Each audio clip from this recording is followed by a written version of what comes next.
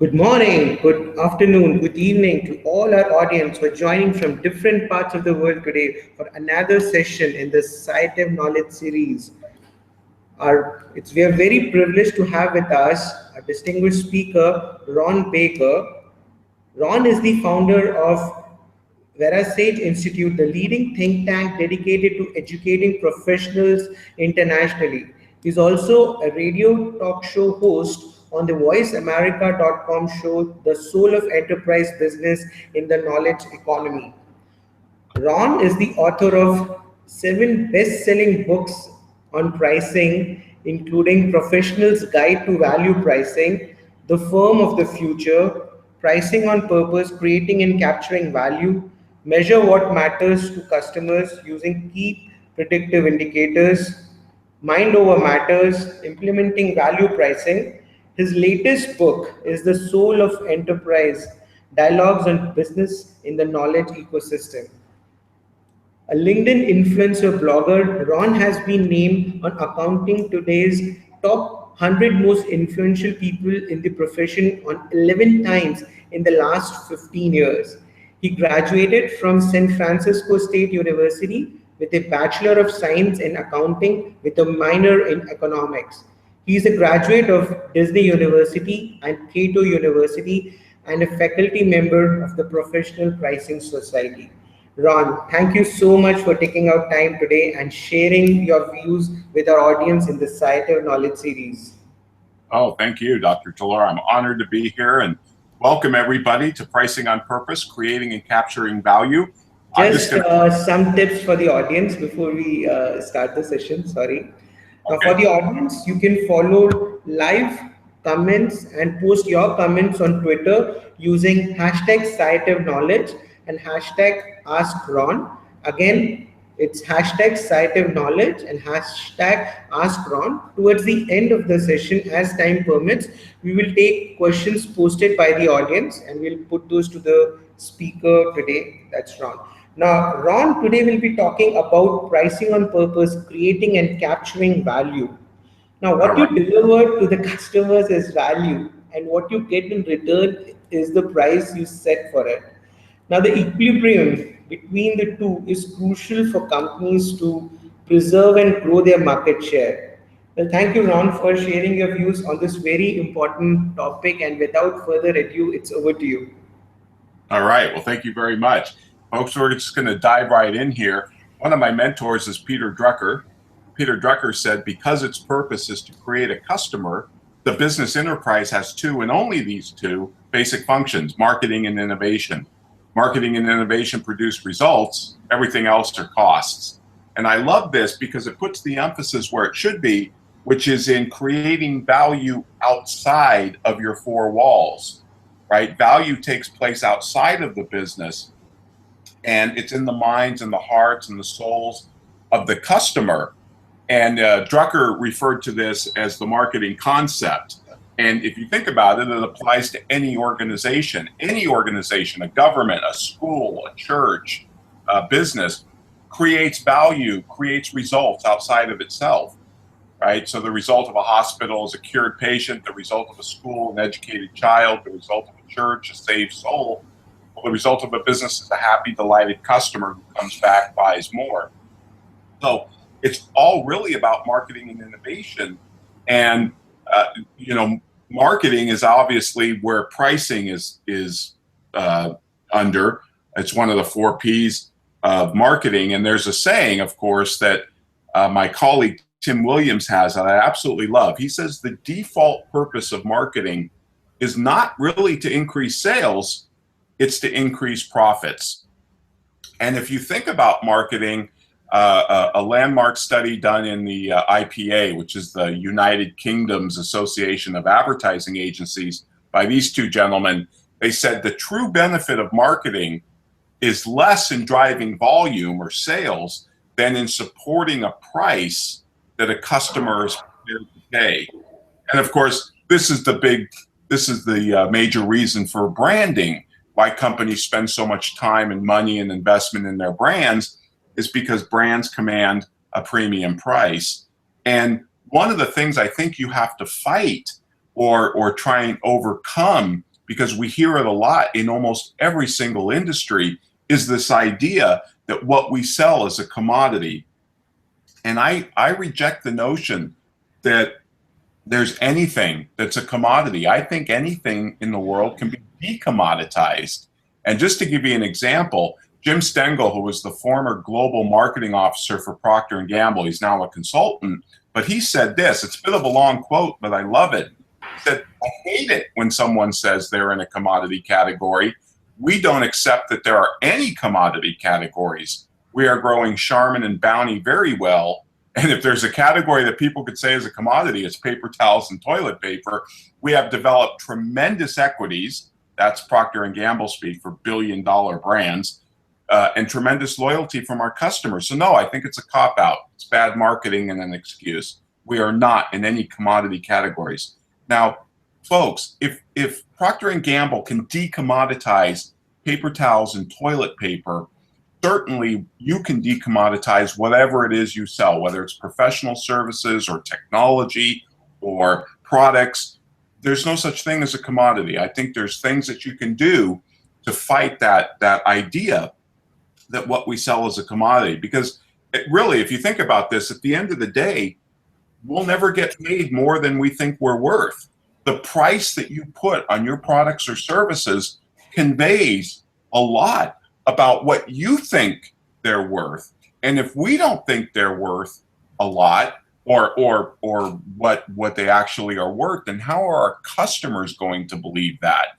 It's almost true to say that we are our first sale. We have to convince ourselves that, you know, what we do is valuable and there's great nobility in being paid what we're worth.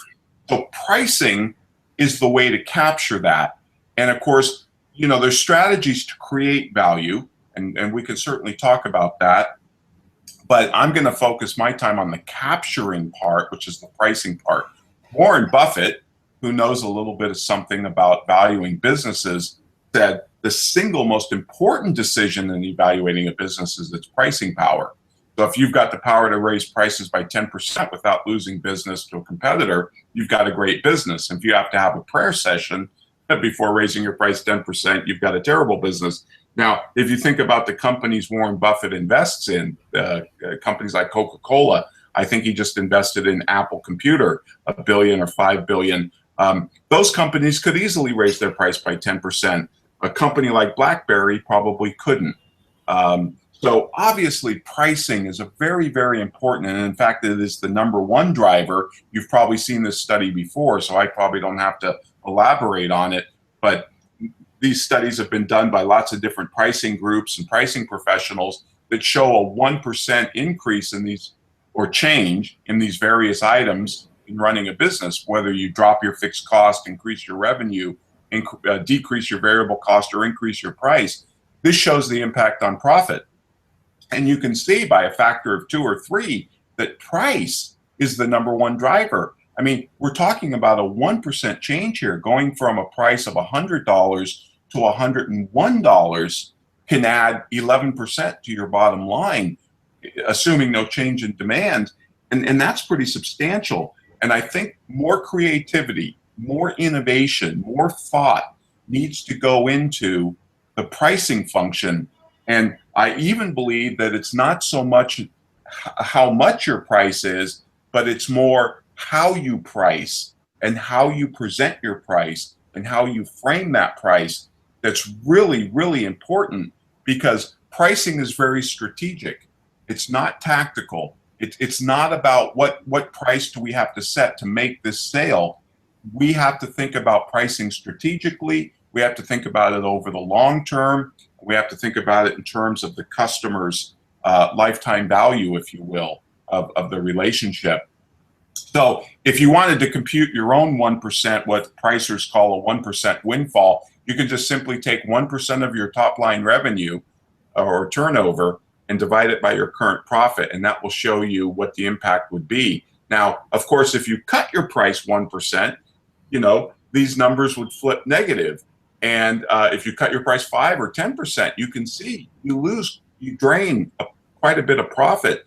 So if we can increase pricing power by 5, 10 percentage points, It's a very incremental gain, but we could have significant impact on the bottom line profit, which is why pricers have another saying that I really like. I think this was coined by Dr. Reed Holden, that you innovate for growth, but you price for profit. Like I mentioned BlackBerry, BlackBerry's problem is they just didn't keep up with innovation. Pricing would not solve BlackBerry's problems. It might help a little bit, but really you've got to do both of these things, which was Peter Drucker's point. You have to innovate, you have to market, and innovation is important as well. So the other thing, and as I'm sure this audience knows, is pricing is becoming a core competency in organizations around the world. The Professional Pricing Society offers certification. You can get a master's degree now in pricing, and you can get a PhD in it. So it's very, it's becoming a vital function in organizations around the world. And it really starts not so much with what you are selling, but what is it that your customer is buying? I think that's really the focus we need to have, because the customer is trying to do something, a job they're trying to perform, or they're trying to get good feelings or solve a problem or whatever it might be. But what is it that your customers really buy? It's the old marketing axiom that nobody buys drill bits, right? They're buying a hole in a wall so maybe they can hang a picture. Well, if I'm Black & Decker and I make drills, that's important to me, because there's other ways to put holes in walls. I can do it with lasers too. So let me illustrate this, I think, with a very simple example that I think everybody can relate to, and that is you need a landscaper. And you look on Google for landscapers in your area, and you find 3 that look pretty good. They've been rated by social websites or whatever. And the first guy comes out, he walks around your yard, and of course he's trying to get an idea of what the scope of the work is. What's the project going to entail every month or week? And he walks around the yard, he says, yes, we can do this, mow the lawn, do the trimming, take care of the bushes, all of that. We're $40 an hour. Well, he's charging based on inputs, right? The time it takes him to do the work. The second landscaper comes out, walks around the yard, says, we can do this, we're $100 a month. So he gives you a fixed price. Now he's charging based on outputs. And the third guy comes out and says, starts to have a conversation with me and says, well, Ron, what do you do for a living? Well, I travel a lot, I speak a lot. Oh, so you're not home. I take it you're not Martha Stewart, you don't enjoy doing yard work. He said, so I'll tell you what, we'll take care of everything. We'll treat the tree a couple times a year with this chemical, and it will keep it live and robust. We'll plant different bushes and shrubbery for different seasons of the year. Ron, you won't have to think about your yard. You won't even have to look at it. And we will give you the best curbside appeal in the neighborhood. So if you look at those 3 landscapers, the last one is charging or pricing based on the outcome to me, the transformation to me. What does it mean to me? That I'm not going to have to think about my yard, and that I'm going to have the best curbside appeal. Which landscaper did the best in conveying value and communicating value and really paying attention to my value drivers as an individual customer? Obviously that third landscaper, and that's a 50% price premium, simply because he did a better job communicating, you could say marketing, his value. And quite frankly, many landscapers, because I don't have the third type of landscaper, I have the second type of landscaper. I can't find the third type of landscaper. I have to run around and point things out to my landscaper. It drives me crazy. He's out there, he's the professional, he should do that. So I would pay twice as much as I'm paying now. But what it does show is that we have to get in tune with the psychology of our customers. Again, Peter Drucker said, the customer never buys a product, they buy the satisfaction of a want, they buy value. Now, value's got a very specific connotation in economics, but when we talk about customer psychology, it really helps to understand the emotional and the psychological state that our customers bring to a purchase decision. Charles Revson was the founder of Revlon, and he said, when it leaves the factory, it's lipstick, but when it crosses the counter in the department store, it's hope. Now, here's a gentleman who understood the psychological makeup of his customers, he knew he wasn't selling a concoction of chemicals. I mean, this stuff cost him about a dime to make in the 1930s, but he sold it for like $1.50. And cosmetic companies continue to be excellent pricers because they focus on what the customer is really buying, whether it's hope or other things. They understand the psychology. So when we talk about value from an economic perspective, what we really mean, or what economists mean when they use that term, is the maximum amount a consumer will pay for an item. Now, that's a very useful definition because it kind of leads into our first law of pricing. You could also think of this as the first law of marketing, but since this is a pricing course, I'll call it the first law of pricing. I'm going to give you two laws. The first law is all value is subjective. Now, I know that sounds very counterintuitive, but I think people do understand it, because even though we like to put a lot of math around pricing and have a lot of formulas and think that we can be very mathematical and scientific about it, to some extent you need to be. There's a role for math, there's a role for forecasting and modeling, but we also have to understand that overall value is completely subjective. And I can prove it by showing you this example. If you think about a bottle of water, obviously we can figure out what it costs to make a bottle of water. That's not rocket science to do cost accounting. You can think about the price that you are willing to pay for a bottle of water, right? But what about the value? Let's not focus on the cost or the price. Let's focus on the value to us of a bottle of water. Well, that's going to depend. If you're in the desert and you're dehydrated, haven't had water for 3 or 4 days, that bottle of water now all of a sudden becomes very, very valuable, almost priceless. If you're home washing the dog with the same quantity of water, now it's got much less value to you. And if you're flooded in your basement with water, now you're going to have to pay somebody to come pump it out. It's got a negative value to you. So what this proves is that value depends on the context that people are in, the job they're trying to perform, save their life, clean their dog, save their home. And the other important point is we went from almost priceless value in the first instance to negative value. Well, folks, cost accounting, your costs simply can't explain that. It's the same water. We didn't change the H2O. It's the exact same water. In fact, the cost of getting it to these 3 locations doesn't change at all. But we have greatly changed the value, and accounting can't explain that. Cost accounting can't explain that, because accounting and cost accounting don't have a good theory of value. The only way to get a handle on value is to understand it from the customer standpoint. And great example of, the great architect, right? Frank Lloyd Wright, who designs falling water, and he did it in matters of minutes. And that was incredibly valuable, even though it took him very, very little time to come up with the original design of this home. But that's because value cannot be measured simply by our costs or the time that we put into something. Value is measured based upon its outputs and its transformational value to the customer. Another way to think about this is if you think about a transaction, and I love that word because it means after the action. Trans is after the action. And hopefully what comes after a transaction is customer loyalty. That customer comes back, they refer others. But if you think about it, anytime we buy something as a consumer, yes, it costs the business so much to make, and they put a price on it, and the difference is their profit. But what about the difference between the value to the customer and the price they pay? Economists tend to call this consumer surplus. Really, nobody knows what that means except economists. So we started to call it customer profit. In other words, every time your customers engage with you in a transaction, they are also earning a profit. Now, basic accounting doesn't reflect that profit.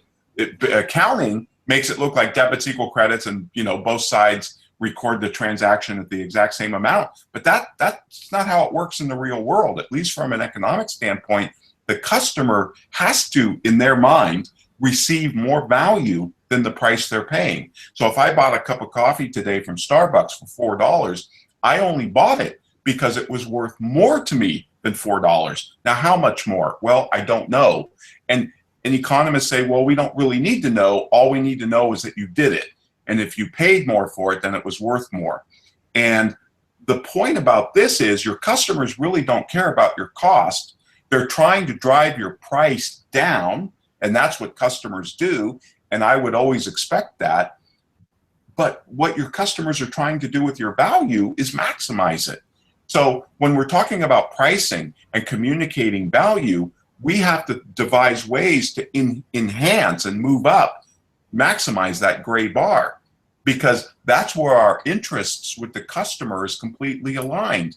We're both trying to maximize the value from this transaction. And to the extent you can move up that gray bar, then you can start to move up and inch up that yellow bar.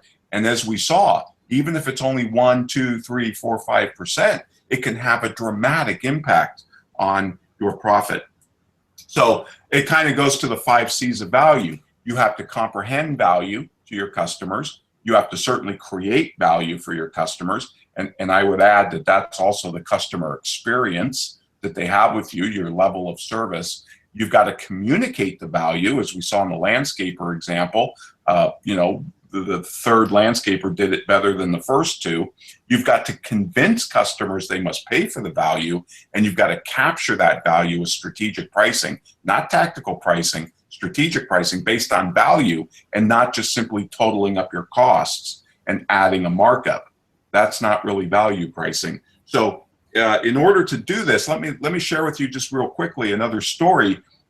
There's a winery in Napa Valley, which is kind of in my backyard. I'm in Northern California, called Far Niente, and it's Italian for do nothing.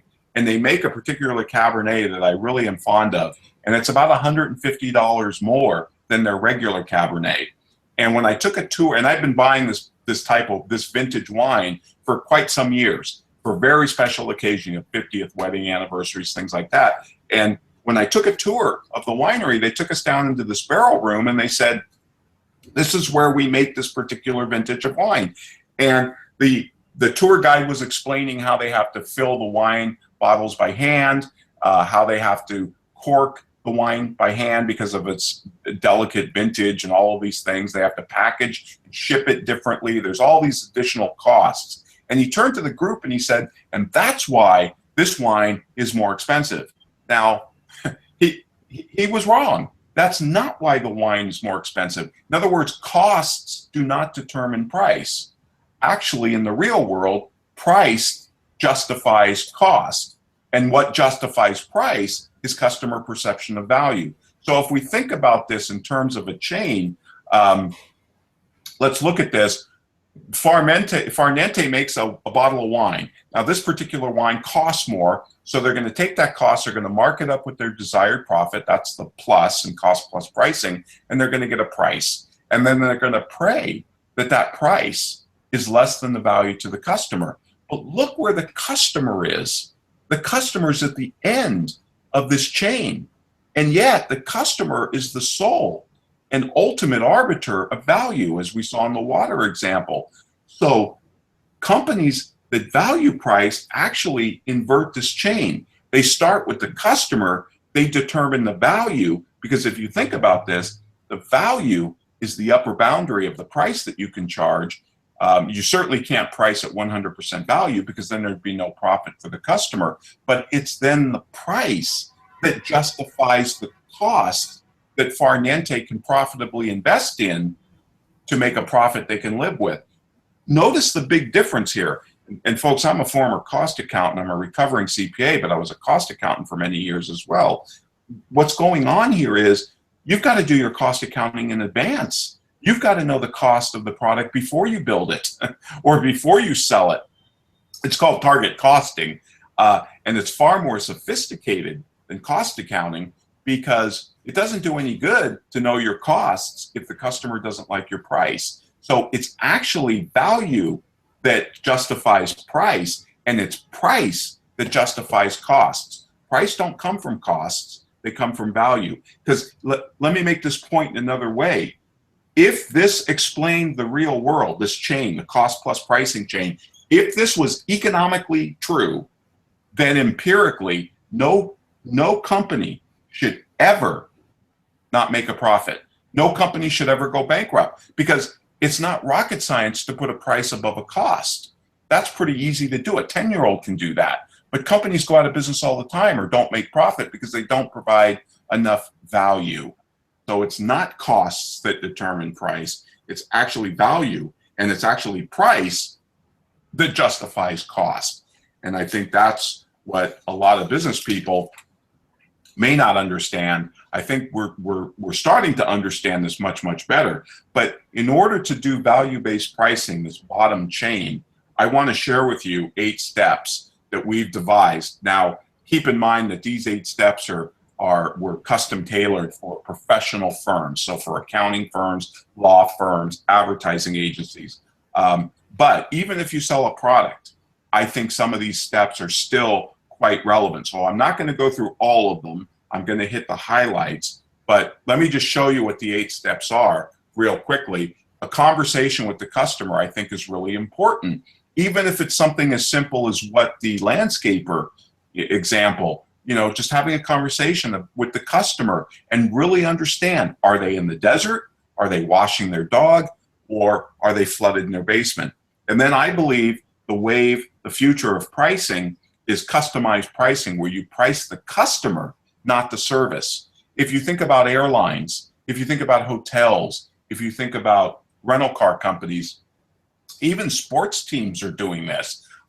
They're not pricing the seats, they're pricing the customers in the seats based upon the value. I'm going to pay a lot more to fly to India if I'm a business traveler, and certainly if I'm sitting in business or first class. But even if I sit in the back of the plane, if I buy my ticket close to the departure, then the airline has an idea that I'm a business traveler. I'm going to pay more than if I buy my ticket a year in advance and I'm going on vacation. So really, it's all about pricing the customer, and that's why we're big advocates of companies having a value council and appointing a chief value officer, which is what the CVO stands for, because I believe there needs to be one throat to choke. There needs to be somebody in charge of pricing.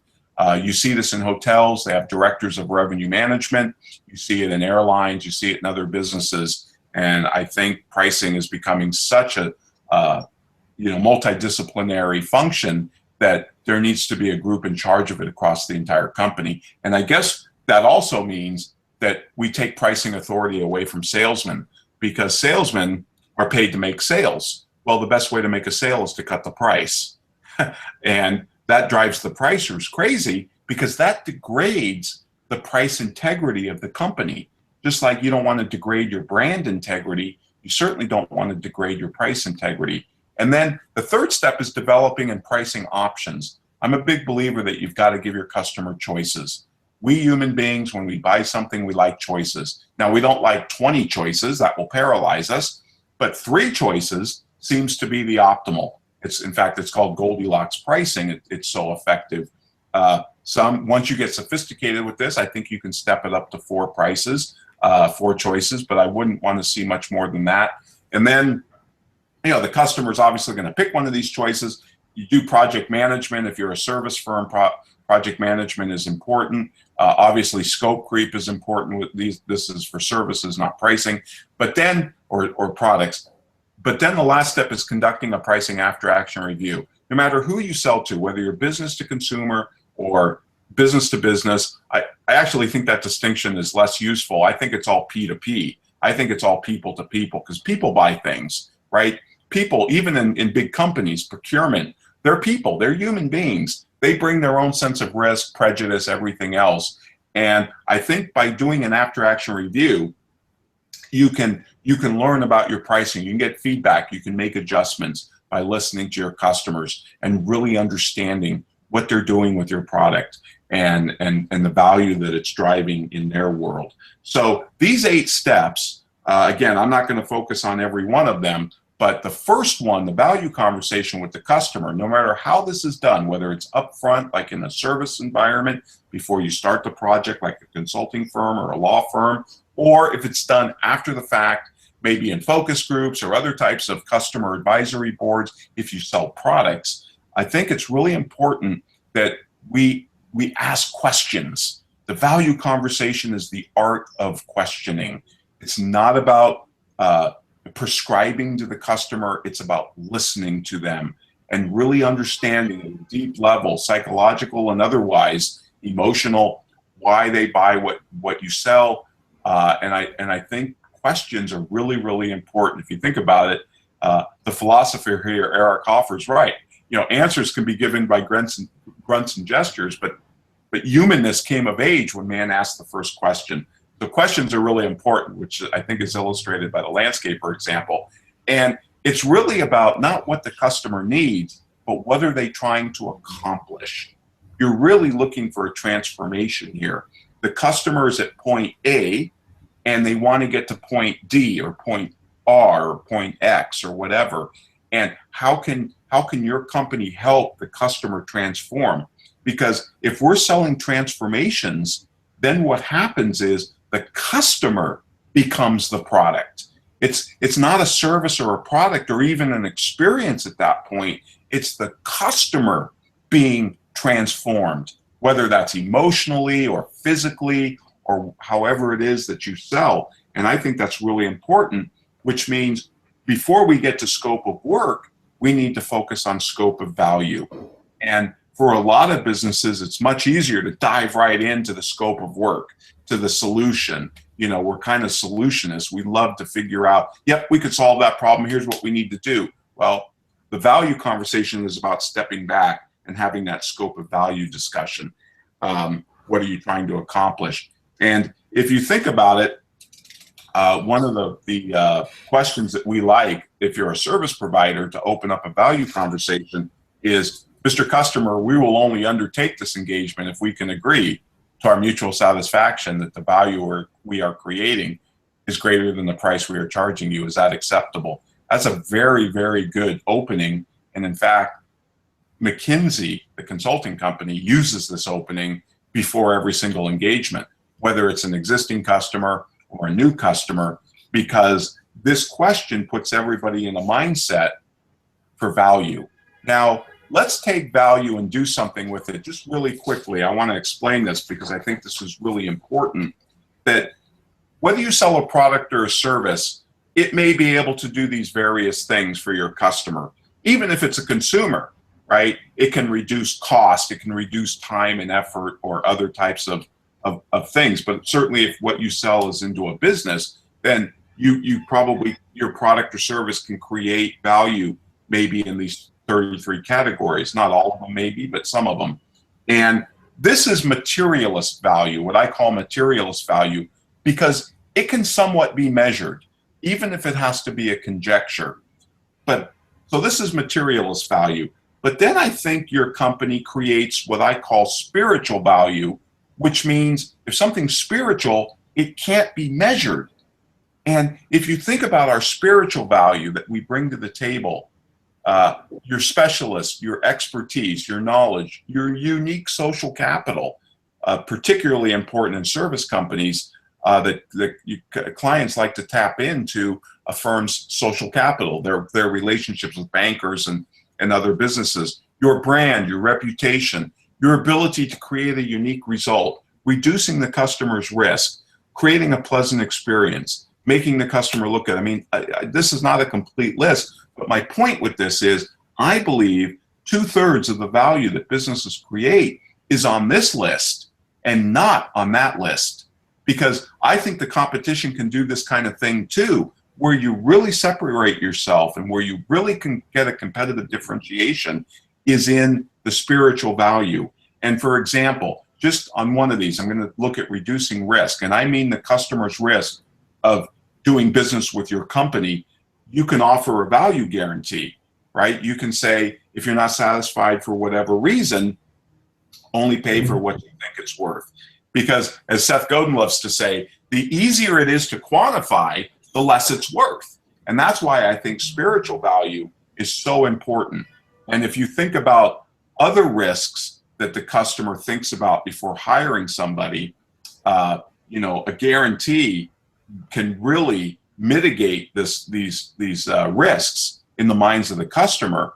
And if you mitigate risk in the minds of the customer, you can get a higher price. And I think that's really important. So we need to also think about whatever it is we're selling, what's the risk to the customer associated with that? And then when we talk, and this is an example of a value guarantee, sometimes it's called a service guarantee. But if you think about great companies like FedEx, LL Bean, Gore-Tex, Nordstrom, Zappos, Amazon, they all have tremendous guarantees. And that just gives the customer that much more feeling of security and less risk. Because let's face it, a service or product that's guaranteed is worth more than one that's not. I mean, my veterinarian has a guarantee. Now, he's not the cheapest vet in town, but he gives me a guarantee that I'm going to be happy interfacing with his office. He's not guaranteeing that he's going to keep my dog alive forever, but he's guaranteeing service from his office.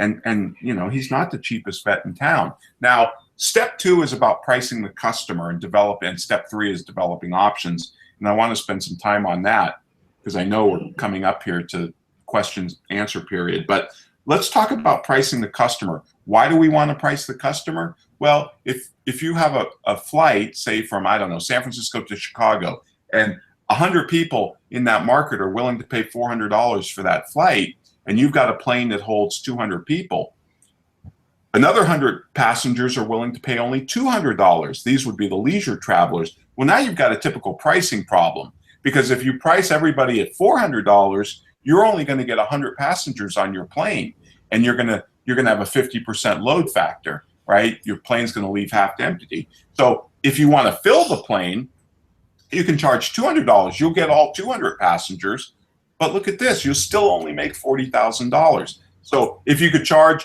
100 passengers 400 and the 100 leisure travelers 200, you get 60,000, which is a 50% increase. And of course, this is what hotels and airlines do. You couldn't run a hotel or an airline economically by having one price for every single room or seat. It's not possible. The Concorde tried it, and it's sitting in museums around the world. So this is why we price the customer. This is just a video from a special that was done on American Airlines. It just shows one flight, but there's the range of prices. And I bet you if you looked at it today, it's probably even more granular than this. There's probably even more price spread. So the point is to offer the customer choices, like American Express, a green card, a gold card, a platinum card. Why do we want to do this? Well, if you're familiar with Peter Van Westendorp price sensitivity meter, you know he asks for, I think, really good questions. What price would be too expensive the customer doesn't buy? What price would the customer think's expensive, but they'd still buy it? This is like Apple products. Apple products are really expensive compared to their competition, but people still buy them. And IBM, and back even today, but back in the day, they had a slogan, nobody ever got fired for buying IBM, meaning, yes, we know it's expensive, but you know what? If it breaks or something happens, IBM can fix it. And also, what price would the customer think this is cheap, but they'd still buy it? And then, at what price would the customer think this is too cheap and not buy it? So what this means, folks, is that there's not one optimal price. There never has been. That's a fiction of economics, of supply and demand curves. There's not one optimal price. There's a range of optimal prices. And one of your jobs as a pricer is to search that range. And the most effective way to search that range is to offer options and let the customer convince themselves that this is the appropriate value price trade-off that they want to make at that time. I mean, if you think about what we pay for a can of Coke, it varies tremendously depending on where you buy it, right? But it's the same Coke. It's not a cost difference. It's a value difference depending on your context, which brings us to the second law of pricing. The first law was all value is subjective. Well, the second law is all prices are contextual. All prices are contextual. And that means that, you know, we'll pay $2 for a cup of tea at Starbucks, but we could make it at home for $10. I think it's safe to say that, you know, you don't enjoy the coffee 20 times more or the tea 20 times more at Starbucks, but it's the context. We're at work and we want a cup of tea. Well, that determines what we're willing to pay. What we're willing to pay for something is insanely determined by what we compare it to. If I said, would you like to buy my unicorn? You'd have no idea what to pay because you probably never bought a unicorn before. So a lot of this is grounded in behavioral economics. And one gentleman I'd recommend everybody read is Dan Ariely. His first two books, Predictably Irrational and The Upside of Irrationality, deal a lot with pricing and how humans approach a pricing decision because of how it's framed and things like that. And one example he shows is subscription to the UK's Economist magazine, right? The weekly publication. You get a web-only version for $59, a print-only version for $125, and a print and a web for $125. There's the market shares. You can see most people pick the print and web. So when Dan Ariely looked at this, he said, well, nobody wanted the middle option. So we'll take it off. We'll run the ad again. And notice that when he did that, the market shares flipped. And here's what I think is going on with this. When you put two choices in front of a typical consumer, they'll buy the cheapest one, because with two choices, it's a price decision. But with three choices, it's a value decision, which is why most consumers pick the middle option. Now, not in this case, because that middle option in this case is what they call a decoy or a default option. It's deliberately designed not to be attractive. It's designed to nudge you up into the most expensive option. And that's what it successfully did in this case. But when you look at the income increase to the economist from these two ads, 43% almost. Now, it doesn't cost any more to run one of these ads over the other, but look at the increase in revenue and therefore profit with the better pricing. This is why it's so important how you price, how you frame your price is so important. And there's two behavioral economic effects going on here. The first one, when you offer options, is you're taking advantage of the anchoring effect. Your most expensive option is providing an anchor. So if you go into a Prada store, you'll see a handbag in there for $22,000. They don't sell any of them, but it's there because it makes the $2,000 or $3,000 handbag look much more affordable and palpable. And therefore, Prada stores that have anchoring items have higher sales per customer than stores that don't. There's a hotel in New York that offers a $1,000 omelet.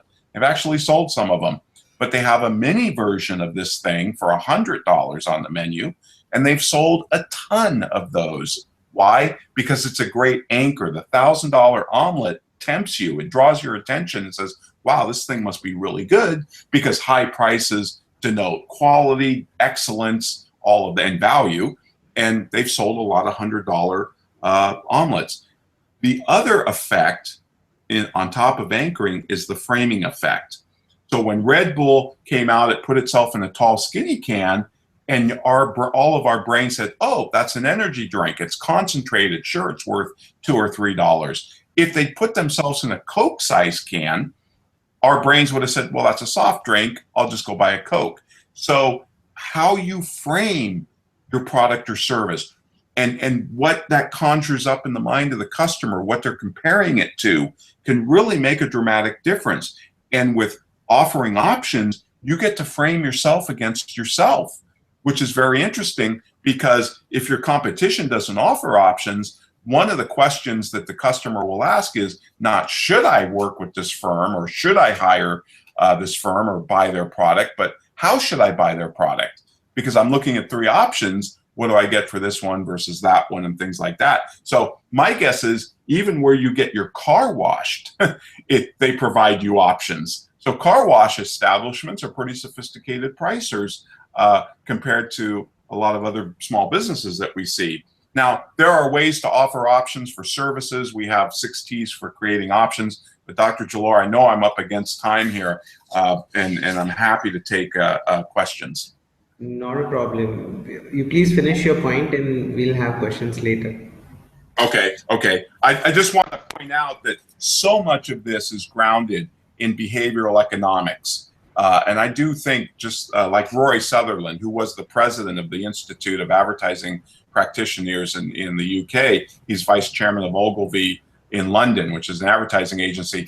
He said, we understand how advertising works, but what's needed now is for agencies to base their business on how people work. So just give you a quick example of a behavioral economic insight. In London, around the coastal highways, they were having a lot of head-on crashes, a lot of deaths. And they came to Ogilvy, the government came to Ogilvy and said, can you do a advertising campaign, maybe a billboard campaign, public service announcements to reduce the deaths of these coastal roads? People are driving too fast. And now this is a great advertising gig. Traditionally, you'd run maybe TV spots, you put up billboards, whatever. But the behavioral economists at Ogilvy said, no, you don't need to spend money on doing that. What you need to do is you take out the yellow lines on the road. Because when you take out the yellow lines, people drive slower. And that actually reduced mortality by some 35%, which is dramatic. And so these are the kind of insights that behavioral economics can provide. And that's why I think studying the emotions and the behaviors from the customer standpoint is so important in being able to create more and capture more value. So now, Dr. Solar, I'm happy to take questions. Well, Ron, first of all, thank you for sharing such an amazing set of insights.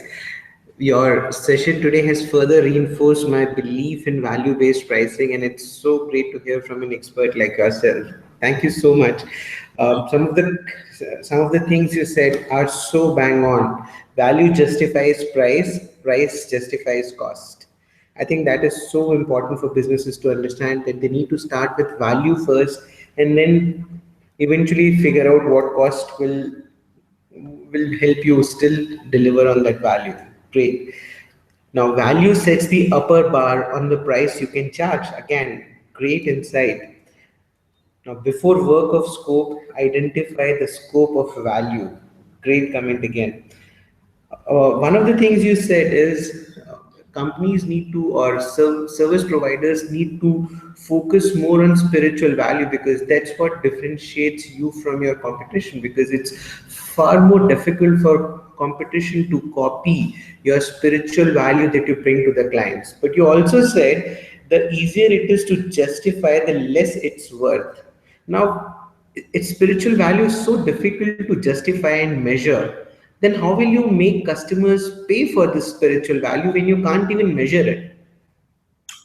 Yeah, what a great question. And if there's accountants in the audience, they're not going to like my answer. But we have to understand that value is a feeling. It's not a number. So if you can give your customers good feelings, if you can create a very positive experience, say like Disney, right? Or a Ritz-Carlton. Why does a Ritz-Carlton feel so much different than other hotels? Well, because their whole culture is, ladies and gentlemen serving ladies and gentlemen. They treat every customer specially. They walk you. When you ask them a question about where's this conference room, they don't just point or give you a map. They walk you. They escort you. They have a conversation with you. They may even bring you a drink or a cup of coffee. That makes you feel special. That's worth more to me, even though I can't numerically compute it on an ROI spreadsheet. I'm going to be happy to pay more for it because this is just creating so many good feelings. So I really think it's because value is not a number, it's a feeling. And that's what I'm trying to convey with the spiritual value message. I think that's another great tip. Value is not a number, it's a feeling. Now, we had a question posted on LinkedIn by one of our audience, which is Neha Sharma, and she wants to know how startups should apply the concepts of value-based pricing when their focus is on massive customer acquisition. Does value-based pricing take a backseat in this situation? Can you repeat that for me? I didn't catch the first part of that. But the first part is she wants to know how startups should approach pricing and apply the concepts of value-based pricing when their focus is on massive customer acquisition. So they don't care about profits. All they care about is acquiring more and more customers. What should they do? Right. I think I understand this is, the startup dilemma, if you will. I think startups have to have a really clear strategy. And of course, this is going to vary by the type of technology or product or service that you're selling as a startup. But you have to decide If you're going to use skim pricing, like Apple, be a high price leader and go after the early adopters and the fanatical Apple fans and charge them a high price. Or if your pricing is going to be more of a neutral strategy, so you kind of make pricing where it's neutral to the customer's decision, much like Toyota. Toyota follows a neutral price strategy. Its Lexus division follows a skim pricing strategy. Or if you're going to use a penetration pricing strategy where you keep the price low in order to build up your market share. And obviously that decision can change over time as you go through the product or service life cycle.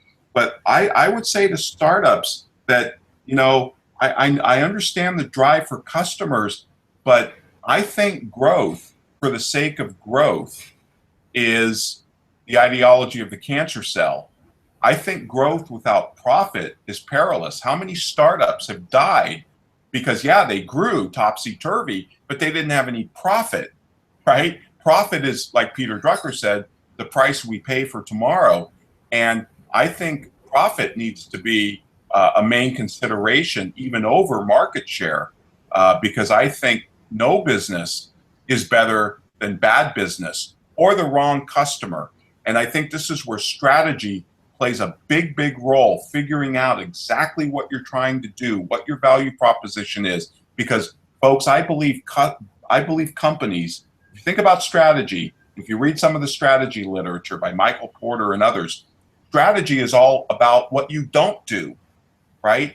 Steve Jobs said before he died that he was more proud of what Apple doesn't do than what it's done. If you think about that, that's an amazing statement. I had to listen to that twice because I couldn't believe he said that, because Apple's done a lot of amazing things. But his point was, we are so focused because we say no. So strategy is more about what you don't do. And a company is defined by the customers it doesn't have. So I don't like the thought of taking everybody just because, they need what we have.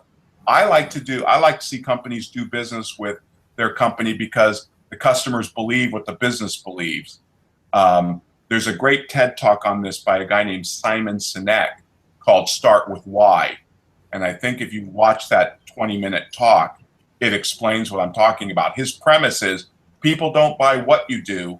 They don't even buy how you do it. They buy why you do it. And companies that can communicate why they do something, what they believe in, are going to attract a fanatical following like Apple. And so I think that's really important. And that's not even a pricing issue. That's a strategy issue. So I hope I answered that. Absolutely. I think that's a great advice. Don't focus on acquiring every single customer. You're better off not having some customers. And I think that's a very important lesson for all the startups. Now, I'm sure many in the audience today would like to take on this journey of pricing excellence. Must be very excited with the insights that you have shared today. Now, how should these companies get started in this journey? What are some of the questions that they should focus on when they are approaching pricing in their businesses? And what kind of short term and long term goals should they set on this journey? I think it's really important to start to centralize pricing, which is why we are big believers in establishing a value council, maybe even appointing a chief value officer. In other words, you need champions that understand the importance of pricing, that treat it like an intellectual discipline, who are excited about it, who are going to continue to study it and experiment with it. And that's why I think it needs to be a core competency. Now, if something's a core competency, that means it's based on specialization and division of labor, which means not everybody in a company is going to be good at pricing. I don't think salesmen are very good at pricing, so they shouldn't be pricing. That needs to be turned over to the pricers. So that's the first thing you can do, is establish that council.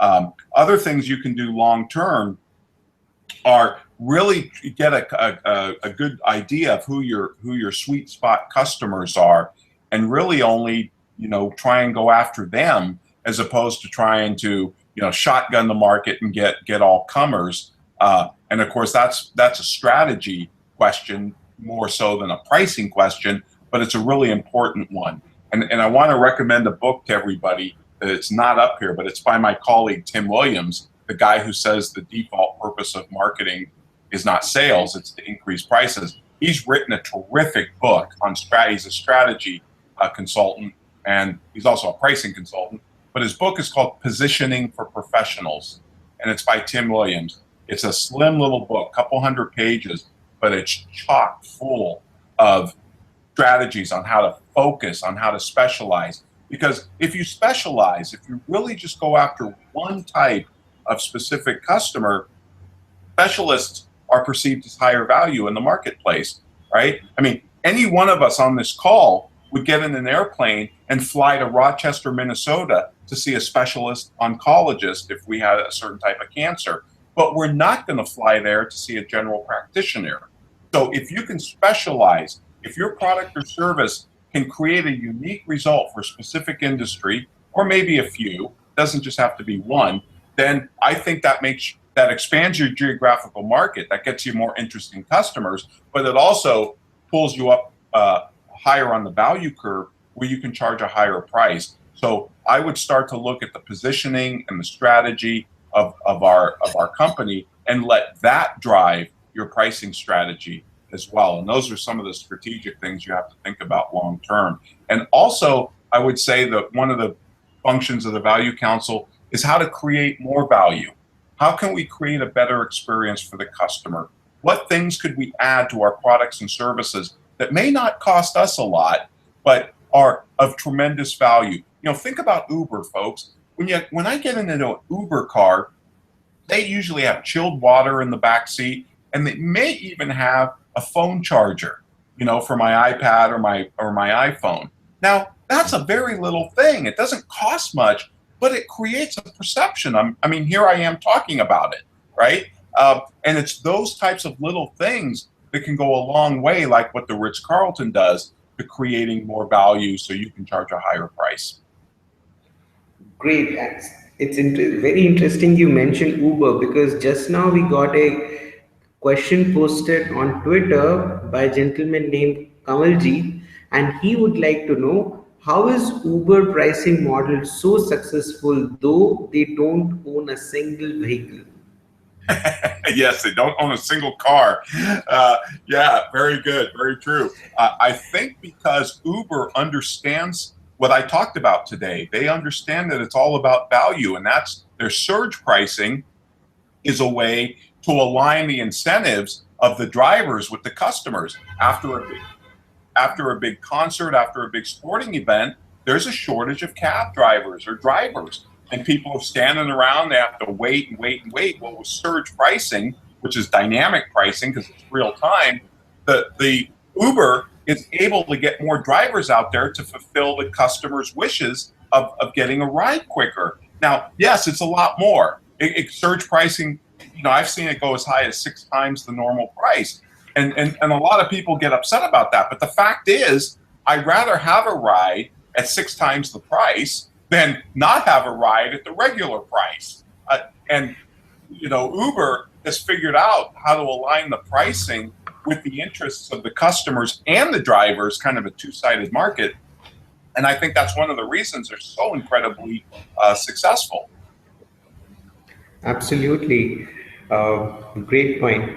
We have another question posted on Twitter by Anmol, and he would like to know what makes retailers like Walmart, etc., capture so much value from customers than nearby stores. Wow. Yeah, because Walmart, of course, their pricing strategy is very, you know, it's very low pricing. I mean, that's their whole strategy. They want to drive down the price, so they're very tough negotiators with their vendors and people that sell them things, because they figure if we can drive down the price, we can create a higher standard of living for our customers. Because if they spend less on the basics, like groceries and things like that, then they'll have a higher standard of living. But even within that, they are still very successful in differentiating their pricing, I think offering options. For example, I know Procter and Gamble that sells, toiletries and soap and things like that inside of Walmart. In fact, I believe last time I looked, something like 40% of Procter and Gamble's revenue comes from Walmart. Now, Procter and Gamble is not the low price leader in toilet paper and toiletries and other things. I mean, their razors and everything cost a lot of money, and they are still able to command those premium prices even inside of a Walmart. Because I think Walmart has created an environment where, yeah, some of their things can be very low price, but there's still room for those brands that can command a little bit of a higher price because of their perceived value.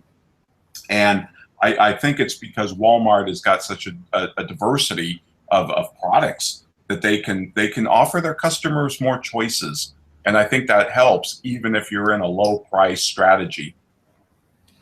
Absolutely. I think choices and other thing which you mentioned earlier, which is the spiritual value. I think they have created that trust within their customer base. Right. Would you agree with that? Yes, absolutely. Absolutely.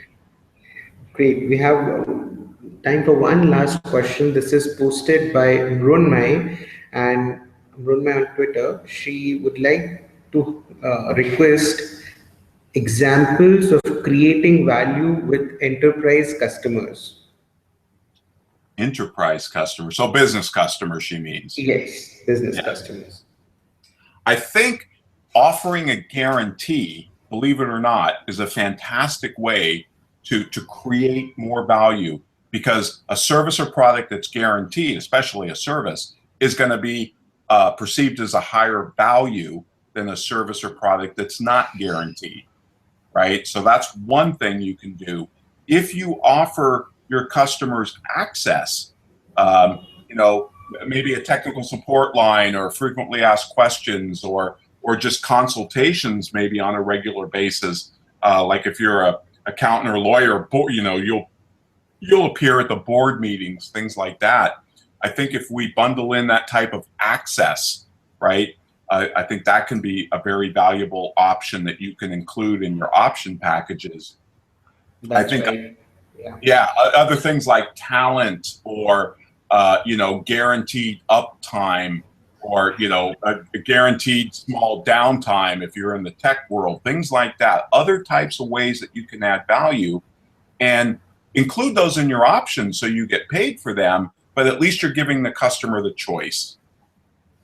Absolutely. So creating options and giving guarantees and service guarantees, I think that's a great way of delivering value to enterprise customers. Now, enterprise customers, it's very interesting. The end users of the service could be very different than the people who make the purchase decisions.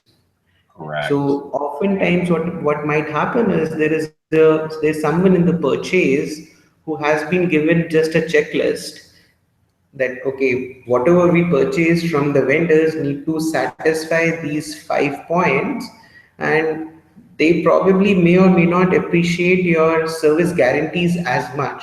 So you definitely need to create options so that you still get screened and qualified by the person who's making the purchase decision.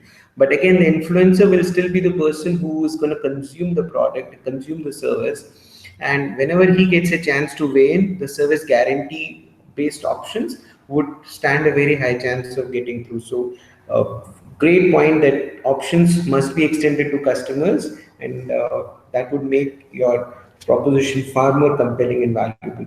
Well, Ron, thank you so much for this highly informative and insightful talk. I myself have picked lots of amazing points and cues from your session today, and I'm sure many in the audience would take notes and go back to their businesses and rethink the way they have been approaching pricing, rethink the way they have been approaching their business strategies, and probably some of them might reach you as well. Excellent. I look forward to it. Well, thank you for having me, Dr. Talar. I appreciate it. Thank you. Well, for the audience, this knowledge series is being conducted by Sciative Solutions. Sciative helps companies compete and grow profitably through its suite of scientific pricing solutions and services. Please keep checking sciative.com for future sessions in the Sciative Knowledge series. Our next session in the series is on July 25th at 9 a.m. Central Time, and our speaker is another pricing thought leader, Mr. Navdeep Sodhi, and he will be sharing his views on Six Sigma pricing.